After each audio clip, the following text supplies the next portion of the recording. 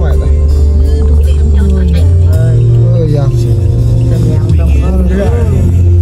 Tắm tâm mà đây tôi muốn cho tắm tâm thì mày tôi tính vui. Vui à đập. Đập tạ.